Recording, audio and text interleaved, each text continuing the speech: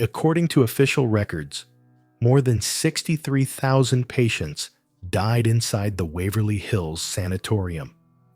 The facility opened in the early 20th century as a treatment center for tuberculosis, but overcrowded wards and harsh conditions turned it into one of the deadliest medical institutions in the country.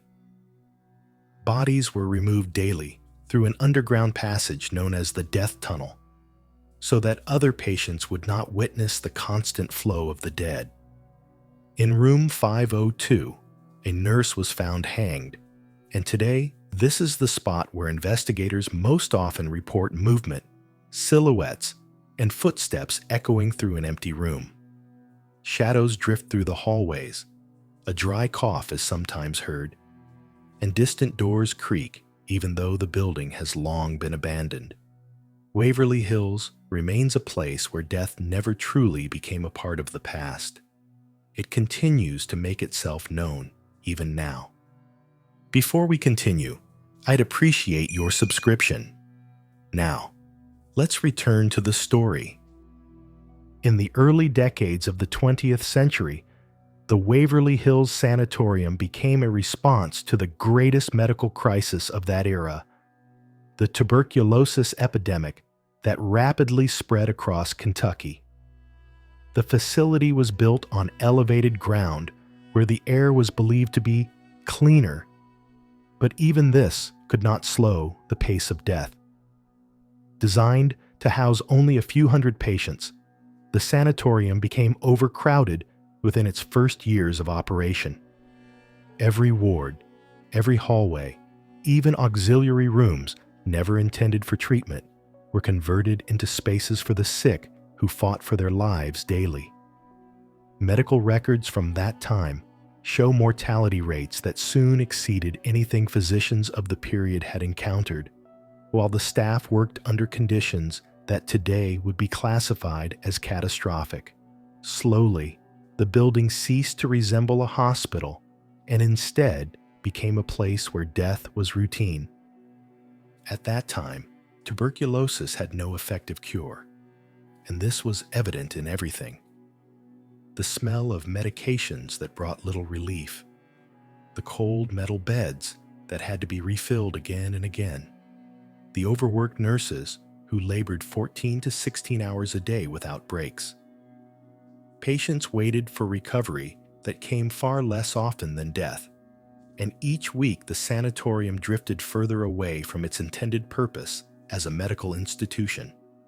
The sounds of coughing, groans, and the steady rolling of gurneys carrying bodies became part of the building's acoustics. Even then, staff began to notice strange occurrences: knocking coming from empty rooms, or doors that slowly opened by themselves, despite the absence of any draft. These incidents were never recorded in official logs, but survived in personal notes and the oral accounts of former employees. For many of them, Waverly Hills became more than a workplace. It was a structure that affected the mind, a place where a shadow seemed to hang over everything happening inside. And although none of them openly spoke of anything supernatural, they all agreed on one thing: the sanatorium was a place where death announced itself long before a patient drew their final breath. One of the bleakest places in Waverly Hills was the underground corridor that official documents simply referred to as a service passage, but staff and patients knew it by another name: the death tunnel. Long, narrow, and made of cold concrete, it stretched more than 150 meters downward at a steep angle from the sanatorium to a lower exit where funeral services collected the bodies. It was originally constructed for transporting supplies and provisions, but over time it became the route through which the dead were carried every single day. During the peak of the epidemic, the tunnel was in constant use. Nurses reported that they sometimes had to wait for an available gurney to either bring up another body or take one down. To prevent patients from witnessing the endless procession of the dead, the entrance to the tunnel was hidden behind screens, and any conversation about the process was strictly forbidden. Still, it was nearly impossible to conceal completely. The damp, heavy smell, drifting from below, mixed with the sharp scent of disinfectants, seeped into the upper floors. Everyone understood what that smell meant. After the sanatorium closed, the tunnel became the first place paranormal investigators entered. Many described a sensation of pressure in the chest, an unnatural cold that didn't match the outside temperature, and faint footsteps behind them, even when the entire group stood still. Several cameras captured shadow-like movement passing across the frame, despite the tunnel being empty. Local security guards recalled seeing a sudden flash of light deep inside the passage, lasting only a few seconds, even though no lighting had existed there for decades. Some heard quiet whispers, or felt a breath against their neck, close enough to sense, yet impossible to explain. None of these reports offered a logical cause, but one detail repeated in every account. In the death tunnel, you rarely felt alone, even when you were. Room 502 became the most infamous location in Waverly Hills, not because of official records, but because of what was never fully explained. In 1928, a nurse was found hanging here, reportedly having taken her own life during a night shift. The cause was never clarified. Her file listed only emotional exhaustion. Staff from that period recalled that she often worked beyond her limits, rarely left the ward, and repeatedly complained about the feeling of being watched. 4 years later, another nurse was found dead on the rooftop, directly above room 502. Her death was officially described as a fall, although investigators were unable to determine how she reached the ledge without any witnesses. These two incidents turned the room into a place staff avoided. New employees were quietly warned not to remain near it after sunset. After the sanatorium closed, room 502 became one of the first locations examined by paranormal researchers. They recorded abrupt temperature drops inside, even when the surrounding floors were warm and stable. Several teams documented brief bursts of static interference that occurred precisely as cameras passed the doorway. In flashlight beams, short, unexplainable shadows occasionally appeared. Shadows that didn't match the outlines of anyone present. Security guards reported finding the door slightly open in the mornings, despite locking it every night with a metal latch. Sometimes, faint scraping sounds or the soft steps of someone walking across the concrete floor came from inside. On several occasions, motion detectors activated without a visible source. The recordings showed only an empty hallway and a sudden flicker of a shadow at the threshold. The most common testimony is the appearance of a woman's silhouette standing by the window. It has been seen by guards, tourist groups, and camera crews, yet it never appears clearly on video. Always a partial outline, motionless, as if looking down into the courtyard. Many believed the room absorbs any attempt to capture its secrets, and that what remains here is not just memory, but something that still refuses to leave. The corridors of Waverly Hills were originally designed to allow as much airflow as possible. At the time, doctors believed constant ventilation could slow the spread of tuberculosis.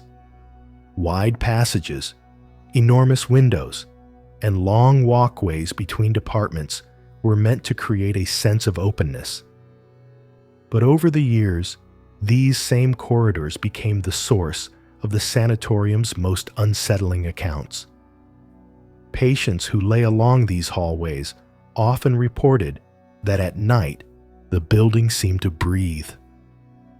Wind slipping through cracks produced a low, continuous hum resembling a moan, a sound so persistent that even the staff eventually stopped distinguishing it from human voices.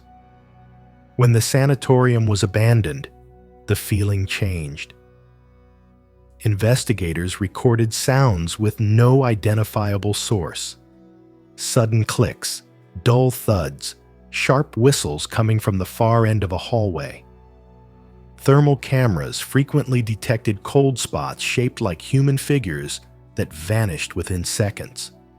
Security guards recalled occasions when they saw silhouettes standing motionless against the walls during nighttime rounds, silhouettes that dissolved the moment the flashlight beam touched them. There were moments when a corridor turned so cold that frost formed on the windows, even though the temperature outside remained above freezing. Experienced researchers witnessed this firsthand and were unable to explain it. On video recordings taken during evening tours, footsteps can sometimes be heard moving parallel to the group, even though the camera shows nothing but empty space. One of the most discussed accounts comes from a guard who worked at the sanatorium for more than a decade. He described walking through the darkest section of a corridor when he suddenly detected the strong smell of antiseptic, the very same chemical used decades earlier when the facility was still operating. He said the smell appeared abruptly and vanished just as quickly, leaving behind the distinct impression that someone who once occupied the building had just passed by. The corridors of Waverly Hills remain a place where the past seems unwilling to lose shape. They are alive in their own way. As alive as any place can be, where death was once a daily visitor. Although Waverly Hills was primarily an adult tuberculosis sanatorium, children often ended up here, either because they themselves were infected or because their parents were patients who could not leave them at home. For these cases, the facility created small pediatric wards, but the conditions were the same for everyone: cold rooms, limited medication, and constant exposure to death. Medical journals recorded dozens of child deaths, though historians believe the real number may have been significantly higher. Many accounts from patients and staff mention a quieter section of the building where young patients were kept. It was an area with less noise and movement, and this silence, or perhaps the half-empty space itself, became the origin of later reports about unusual sounds. Several nurses recalled hearing a soft bounce of a ball or faint children's laughter in the empty hallways at night. At the time, staff believed these were simply the last remaining sounds of the living, children who were still awake or quietly playing. But after the wards were emptied, the sounds did not stop. When the sanatorium closed, the children's floor became one of the first locations where investigators noticed unexplained activity. There were multiple documented instances of a ball rolling down the corridor on its own, stopping abruptly as if touched by an unseen hand. Thermal cameras captured brief movements low to the ground, resembling small figures slipping away from the lens. Security guards repeatedly spoke of light footsteps behind them while they patrolled the abandoned floors. Some reported hearing soft coughing or a short, weak breath, always the same, and always reminiscent of a child struggling to inhale. These testimonies were so consistent that even skeptical visitors acknowledged that something about the atmosphere changed when the topic of children arose. The children's voices of Waverly Hills never sound sharp or aggressive. They resemble more a faint trace of lives cut tragically short. But it is precisely this softness that makes them among the most unsettling manifestations in the entire sanatorium. Unlike the fleeting shadows that appeared and vanished in the corridors, the black silhouette was a phenomenon repeatedly reported by different groups of investigators, security staff, and maintenance workers. In records collected from the 1970s to the present day, it is described as a tall, massive figure that remains completely motionless, always appearing in the most hazardous parts of the sanatorium, near elevator shafts, at corridor intersections, and beside doors leading into sealed-off departments. The earliest reliable account came from a security guard conducting a nighttime patrol on the 5th floor. He reported turning a corner and seeing a dark figure standing with its back to him, blocking the passage. The lighting was dim, but he could clearly tell that the silhouette had no details at all. No face, no clothing, just a deep, light-absorbing shape. When he raised his flashlight and stepped forward, the figure did not move. Instead, it vanished instantly, as though the beam did not illuminate it but erased it. Similar incidents continued. In the morgue, several investigators witnessed the figure standing beside the autopsy tables. They described it as pressed so closely to the wall that it seemed to be part of the building itself. Yet when the team changed position, the silhouette appeared in a different corner several meters away. No camera ever captured the moment of movement, only its new location. In 2003, one group reported the most disturbing encounter. During an investigation on the 2nd floor, a thermal camera detected a human-sized form that registered as completely cold, showing no trace of body heat. Seconds later, the figure appeared closer to the investigators, although no footsteps, creaking, or movement of air had been heard. All participants noted a sudden temperature drop, and one reported a heavy pressure in his chest, as if something stood directly in front of him. Most accounts agree on a single detail. The black silhouette does not attempt to interact. It only watches, and it observes from a distance so close that its presence becomes physically unmistakable. When Waverly Hills finally closed, most of the staff left the building with relief. Yet those who returned years later, researchers, security guards, historians, all repeated one thing. The sanatorium does not behave like an abandoned structure. It seems to live by its own rules, not needing people, but still reacting to their presence. After modern surveillance systems were installed, strange patterns began to emerge. On the 5th floor, lights turned on in rooms that no longer had any wiring. On the 2nd floor, the heavy doors of the isolation corridors opened in the middle of the night, even though their mechanisms were rusted and secured. And thermal sensors frequently registered cold spots shaped like human silhouettes, appearing near the areas where patient beds once stood. But the most disturbing incident occurred during a nighttime inspection in the central wing. One security guard reported hearing a soft, short breath directly behind him, close enough that he felt the movement of air on his neck. When he spun around, the hallway was empty, lit only by a weakly flickering emergency lamp near the old operating theater. After that report, several visitors independently described the exact same sensation, a presence standing right behind them, without a single footstep or sound. At times, the building seemed to remember.